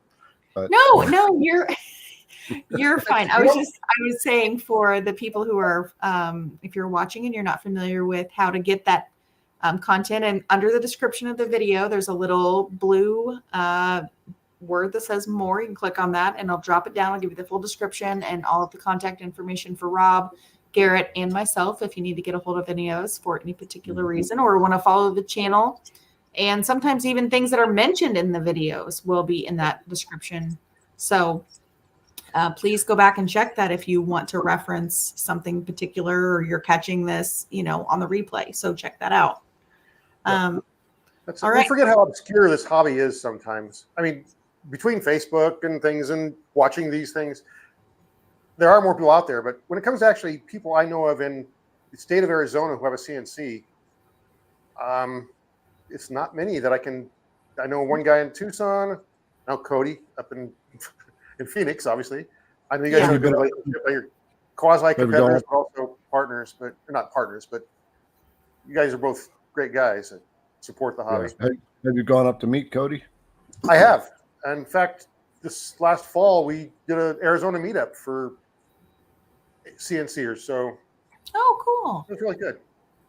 Spent about 3 or 4 hours, a bunch of people talking CNC, and then we went out and had lunch and went home. Actually, I took the Rotary up there. I showed it off there. So I put it in the back of my pickup. Kate, Kate, let's do something like that. Let's set that up. Yeah. I know they just had what's the shop? What's the one they just had that you were at? Shop something con? Workbench con? Oh, Workbench Con. Yeah, I would. It's hard for me to justify going that far for a hobby, but if there was one within not too many hours of here, I'd love to do something like that in the West or Southwest. That looked like a lot of fun. Yeah. I think there would be, and I don't know if you have any interest in meeting other drum makers, but I actually have a cousin. He has a company called Drum Drums, and his name is Matt Hardwick, and he's on my dad's side of the family. He's a very, very cool guy, but he actually does make all of their own drums, and they're widely known throughout California, and I guess, for that matter, all over the country. But you might look him up, Drum Drums. Matt's a very cool guy and very, very passionate about what he does. They're really big on Instagram, and I'm not sure if they do a lot of YouTube videos, but they're pretty cool. They do a lot of cool stuff. So I don't know, maybe you guys could do like a unique collab or something. So that would be fun. I've talked about some other people I know doing that, and I'm not familiar with him off the top of my head, but just like CNC Facebook groups, there's drum builder Facebook groups, and I bet if he's on Facebook, I've seen his stuff before. Mm-hmm. And Carolyn says she wants to do an Arizona CNC meetup. Yeah, I forgot Carolyn was out there in Arizona. Yeah, she's a really awesome CNCer too. We've talked about between, I think, Halloween and Thanksgiving, maybe it might happen, but I'm not going to say it like that. But we talked about doing it again. It was a lot of fun, and I would hope it works out. It was a lot of fun. We had a good time. Again, you never meet these people face to face. I talk to them online all the time, but we're an obscure hobby. There's no getting around it. There's not a lot of people on my street I could talk about CNC with. So I know we always joke about that often because it's like we geek out over certain things, and people are just like, "What?" Like they just look at you like you're got like, I don't know, something on your head or something weird. And then you meet somebody that like does CNC and you're like, yes, oh my gosh, that's so awesome. So I totally get it why you're just super excited to talk about it, because like these are your people. Like we could listen to this and we know what you're talking about. So it's exciting. So I get it. All right. So we do have a couple of questions. left, it says WXX. So there is no crossover problem from 360 degree to 0 degree to repeat. None at all. You always set your parameters up like in your XYZ machine. You tell it for homing, like you tell it it's got a 30-inch Y and a 48-inch, I'm sorry, X and Y, whatever. You put that in there. On the rotary, I told it 1,000,000 degrees I can go up to.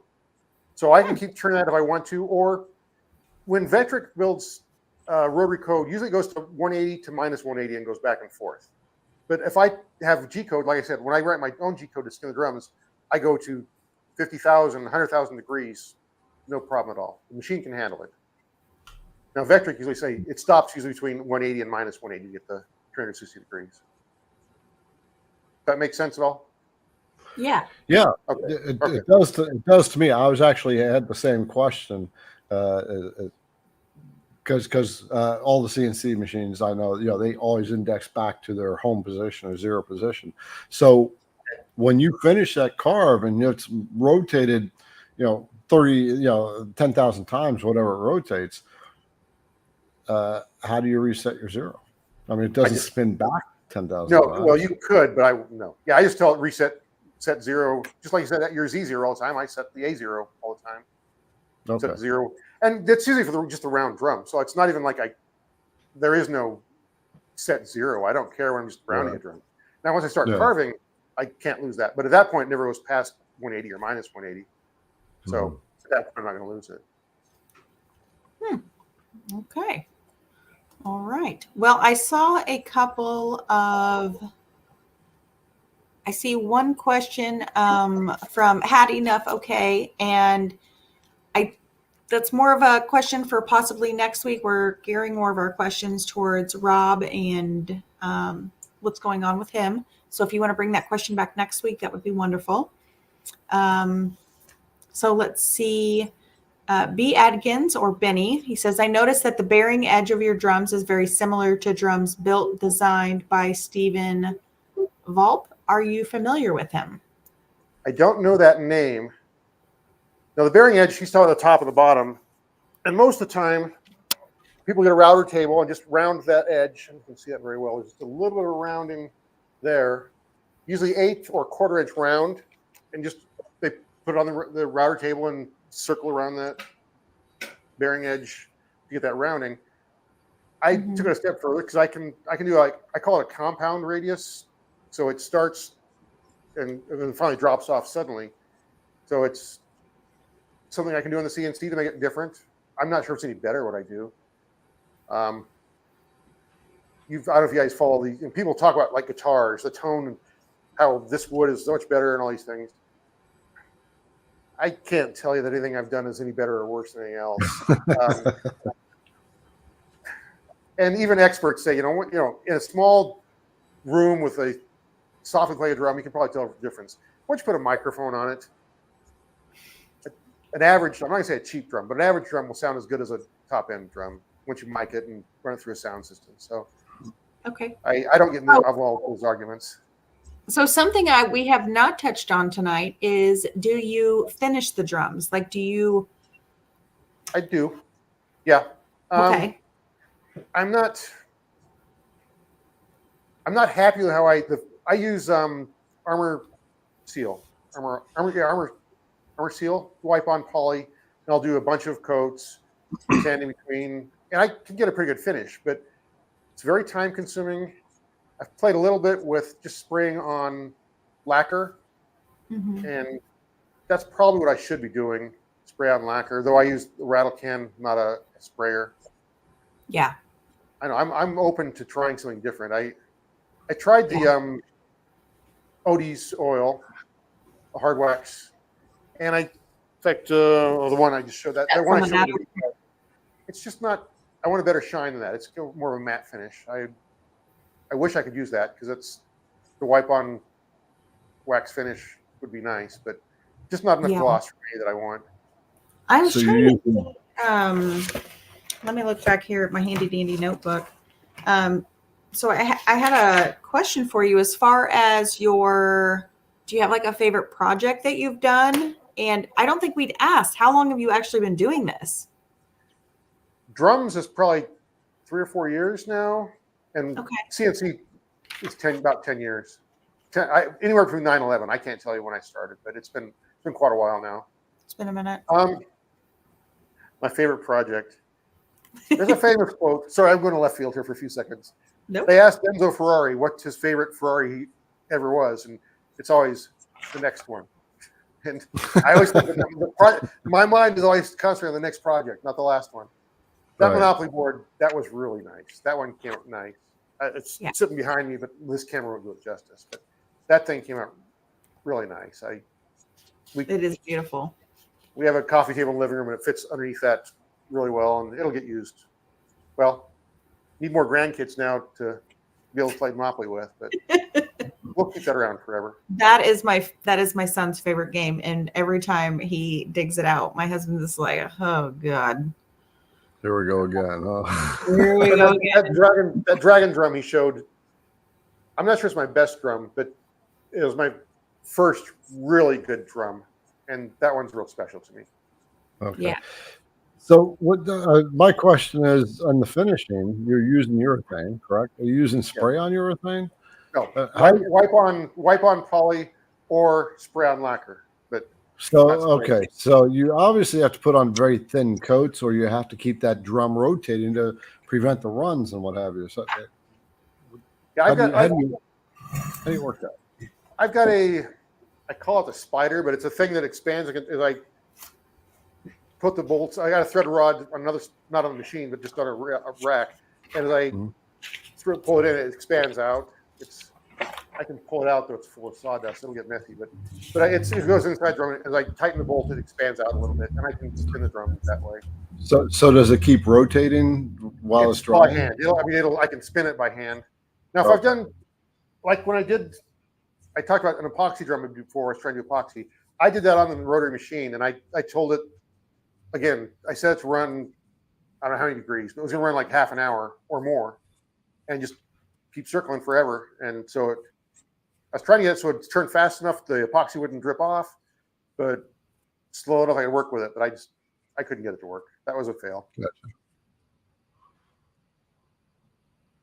But I would like to have. I probably should buy a little 12-volt motor just so I can turn that other one, because spraying, keep it turning continuously while it dries. The nice thing about lacquer dries so fast. Yeah, just literally right 3 or 4 minutes, and it's. So Brooks is asked. Oh, you go ahead. No. Go ahead. No. Go ahead. You're good. Oh, okay. Yeah, Brooks Martin says. So Rob, do you zero Z on the surface or on the axis, the center? What? How do you zero? I always do on the surface. In fact, I showed you these clamps that clamp on the side. Yeah. Those are exactly 13.875. So if I haven't skimmed the drum yet, I'll zero on the clamp, those clamshells that go in. You know what I'm saying? Yeah. Okay. So do you paper touch? I use paper. Yeah. Okay. And then on a rotary, I'm not sure how you do I suppose I could do a touch plate. I mean, I know how to do it. I've did it from my other machine. I wrote this in the software, the G code. What about your X? How do you set your X? I just get a tape measure out and mark it with a pencil where the center is. Okay. So most of my drums are 8 inches, but like I sent a picture of that one that's got the lions on it. That one's 7 inches instead of 8. And I did one for a guy. He wanted specific design stuff. That one was a commission work, and he wanted a 5-inch drum, which is not rare. I just made 5.5. But a lot of people want a thinner drum. But for artwork and stuff, a bigger drum is just easier to work with. Yeah. Okay. Now, some people on rotary always center off the center of the rotating mass, which I don't do that, but some people do that. Very cool. Very cool. All right. Looks like WXX had a question. What is the biggest diameter drum you've made? At this point, I just do snares, so I've done 13 and 14. When I built the machine, I built it so I could do up to 22-inch bass drum for like a drum set. Well, that's another topic. Got a few minutes? I'm going to show you something that's kind of cool, I think. Yeah. Sure, go for Okay, it. let me put this back out. So, let me point this down. This whole thing here, you see this rail here and stuff. This whole thing I can raise up and down because I've only got like 3 inches on the Z play here, but this part's like a drawbridge, so I can raise the whole thing, including the threaded rod and stuff. It all raises, so I can raise that up to, so I can do something very tiny, get it right next to the router, or I can take this all the way down so I can get it further away and do, like I say, I should have clearance to a 20-inch drum, 22-inch drum. I have Wow. hold on. Again, I put a lot of thought into this, and I rarely use that, but I have done some smaller projects before too. There's 4 bolts here, so I loosen those 4 bolts. Then I have this a screw here, and I can take it down 10 steps or micro adjustments. Basically, just get it exactly right. Exact same thing on the other side. 4 bolts, loosen it, tighten it, and so that way I can do a bigger drum, smaller drum. I did gosh, when my daughter got married, I did a little wine bottle. It's wood, but it looks like a wine bottle, and carved their wedding date and stuff on it. It was a cool project. Boy, talk about something that would sell well. Yeah. You know, I've shared it a few times, and I always expected people would latch onto that and try to sell it. And people ask about rotary projects, and I thought it came out. Whoops! I thought it came out spectacular, and Yeah. I just used a molding toolpath on it. It wasn't even a 3D toolpath. It came out great. Interesting. I should have sent you that picture. Maybe I did. Did I send you that picture? So I how don't think I do, did. so you can raise and lower the axis relative to the router head. How do you make sure you're level on that? I have a threaded rod, just a 1/4-inch threaded rod that's a set distance, and I take the router to one side and make sure it touches the top of that threaded rod, and I'll raise it up, go to the other side, and with that long red threaded rod, I can get it perfectly level. Okay. And that's an okay. issue. Before I thought I had it right, and I don't know what I was doing before, but that's what I finally came up with. But I did it wrong multiple times before I got it right. Right. Wow. That's awesome. That's really awesome. All right. Well, I mean, if nothing else, you should patent your design. People have said that before, but I don't think you can patent a rotary CNC. I mean, yeah, if you could patent the CNC, somebody out there making a lot of money. Yeah, for sure. Oh, all right. So I saw this comment come in from Brooks Martin. I thought was very helpful. Waterlock's finish has a glossy finish. So I don't know that one, but I can certainly Google it and YouTube it. I guess I learned everything from YouTube University. That's how I learn my stuff. I know. School of YouTube, man. I love it. No, it's actually what I was looking for is last week we had on Ray Kinman, and I'm not sure if you're familiar with Ray Kinman, but he is a Disney artist, exceptional at what he does. And I was looking back to my notes. That was 2 weeks ago, wasn't it? Those I watched him, and I also watched last week. Oh, last week it was just us. I'm sorry. Yes. Yeah, But I did watch him. Yeah, Julianne scheduled a break for us last week. Yes. Thank you, Julianne. Appreciate that.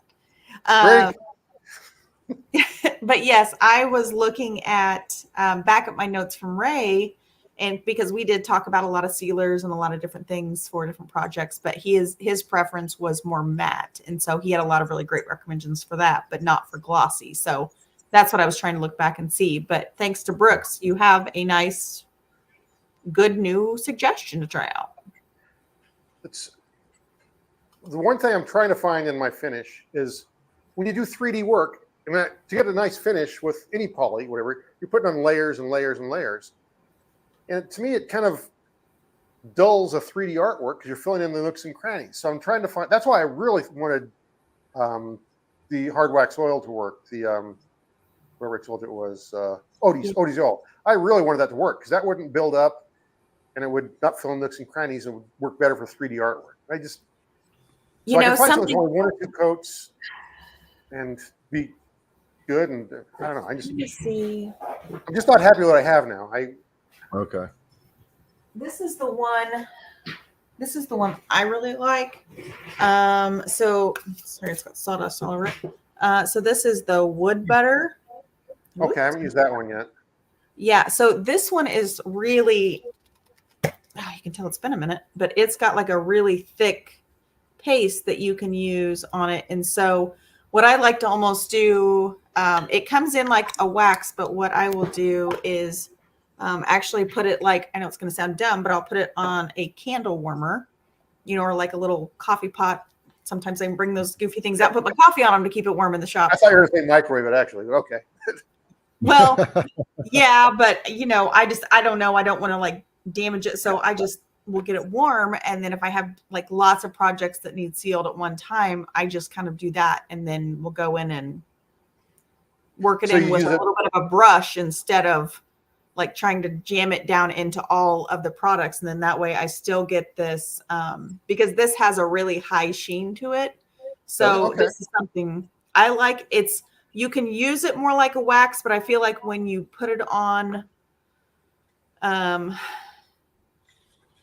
when you put it on and it's warm and it's not, I mean, otherwise it's literally like a wax. Like you've got to just, it's harder than you know what to get out of the jar in itself.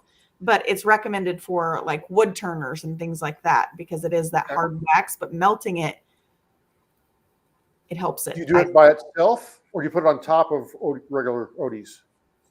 No, I just use it by itself. Okay. I mean, I guess you could, like, that's not a terrible idea. Again, I've watched a lot of Odie's videos and no two people do it the same way. Yes, say you have to do it's very buildable. Yes. But no, when I've done this, I will usually just do it. And then I may do like a lighter coat and kind of go over it a little bit at first and just kind of make sure I've got everything covered and let it do its thing. And then I'll come back and put another coat on it. And it seems to work really well. When I want a higher gloss sheen and a good protectant, that's what I'll use. Now I will warn you, so whatever their size jars are, 9 ounces. I believe this was like $70. Yeah, Odie's is not cheap. It goes a long ways. I mean, it's scary that I see that price tag, but I know I could do at least regular Odie's oil. I could probably do 7-8 drums, maybe more with it. Yeah, I mean, like I said, I mean, like I've had this jar forever, and it's probably down to about right here. So it goes a long way. It's not like it's that's it. Yeah, I know what you're saying. All the Odie's products are that way. They go a long way, but they're not cheap. It looks so tiny, but I know it goes a long way. Yeah, no, not bad at all. So I think to wrap up for our questions here, we have a couple comments about where you were talking about meeting up. So John says, how about a meetup group at the VECTRIC users group gathering? That is going to be kind of a meetup in and of itself anyway. Yeah. That's it. I'm sure you learn something at the seminars, but I don't go to those more for the coffee break between and stuff, just to talk with people. That's the best part. You meet a lot of really cool people. And this gentleman here, Bob, says he lives in Flagstaff and he would love to get together in Arizona. There you go. So Carolyn, you make a note there. There you go. You guys will have to get together in the comments, find each other's names, and start a little. Yeah, here you go, Carolyn, Bob. Start a CNC group of creators, CNC creators in Arizona, or Arizona CNC creators. They'll start to come when they start saying that. Yeah, it'd be a lot of fun. Last year we did it, and about a month ahead we decided we're going to do it, and it worked. I mean, there's more than a dozen people there, but a month is not long enough to let people know and get stuff going. So, yeah, I'd love to have an Arizona meetup. Okay, but not in the summer. You mean you don't want to stand outside and just chat? No. Arizona gets hot in the summertime. You're in the southern end of Arizona? Say again? You're in Tucson, so you're in southern Arizona. That's it. Yeah, it definitely gets hot. I'm between Phoenix and Tucson. Yeah. Well, a long time ago, maybe 20 years, maybe 10 years ago, me and a girlfriend, we flew to Arizona to tour. We landed in Phoenix, and we were going to camp the whole way. So we stopped right at Walmart, got a rental car, got to Walmart, got some food, and we decided to make some sandwiches. That air was so dry. By the time she finished making the sandwiches, they were like toast. Literally, it dries up that fast. There's so little air in it. Yeah. But No thanks. you get up. Yep, you get up in the Highlands though. At night, it gets pretty doggone cold, even in the summertime. Up the Grand Canyon. Yeah. Well, Yeah. I forgot his name. But Flagstaff. That's 7,000 foot. So it's. Oh, that's pretty high that too. Yeah, high. yeah. Yeah. Yeah. That's it. I grew up in Wyoming at 7,200 foot, and so even in the middle of summer, the nights were cold, and I mean cold. You know, do you remember the Oak Creek Canyon fire? Yeah. So, me and my girlfriend, we camped there the night before. We left that day that fire started. Up by probably did Slide Rock, that area through there, Oak Creek Canyon. Slide Rock fire. Yeah. Yeah. That's a fun area. Yeah, that was Major Canyon. Scary. Or Major Fire. Yikes. Well, I don't know about you guys, but we are almost to our 2-hour mark. Yeah. So I will just say, Rob, it has been really fun and very interesting to talk to you, sir. And I personally appreciate you coming on the show and just sharing all of your very unique talents and artwork with us. I mean, you're one of a kind. So don't forget to, give yourself that extra credit when you're struggling, that there's a bunch of us out here that are just like sitting here in awe of everything that you're doing. So thank you. That's it. I mean, a lot of these things, I'm just doing basic CNC stuff, except on a drum. I'm just V-carving on a drum. And I made a comment on a show, some friends, we're talking, and I said, I'm going back to basics and just doing a V-carve like this. And they kind of laughed at me. I said, back to basics. And they laughed at me that's not basics, Rob. But really it is. It's just a V-carve pattern that it wasn't that hard. I bought a file on Etsy for $3 and extended it. And sometimes it's just cool when you just like, I wonder if I can do that, and then you just figure it out. That's the cool part about it. mm-hmm.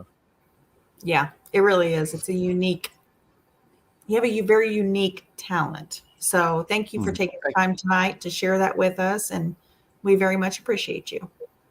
Thank you very much. It was fun. It was good. I liked it. All right, everybody, make sure you give us a thumbs up. Make sure you go to Rob's channel and subscribe. Check out some of the really cool stuff that he does. And of course, ladies, sign up to Women Who CNC on Facebook, and give thumbs up to all the channels and subscribe. And we're going to be here next week. We have Lainey next week, another very talented creator. And then after that, we are going to have the guys from Long Mill on board. So Kate and I keep racking up these people to have on board as special guests. Want to give you as much different variety as we can, help you with your CNC journey. So with that, Rob, thank you for taking a couple hours out and sharing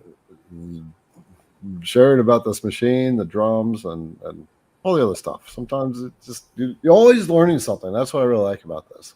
And folks, I hope that everyone out there got some new tips out of this, got your creative juices flowing. Maybe who knows what kind of crazy CNC creations can come out of this kind of stuff. Who knows? All right, guys. Well, thank you for joining us. We will see you all. You said Tuesday, Garrett, or Monday? So Kyle and I have already kind of pre-planned Tuesday at this point, but I'm not sure yet. We're not. I will let you know as soon as we got that. There you go. All right. Well, you may see you Tuesday. If not, we'll see you Wednesday back here for our CNC Live Hangout with Lainey Shaughnessy at 8 p.m. Yep. All right. Bye. Bye.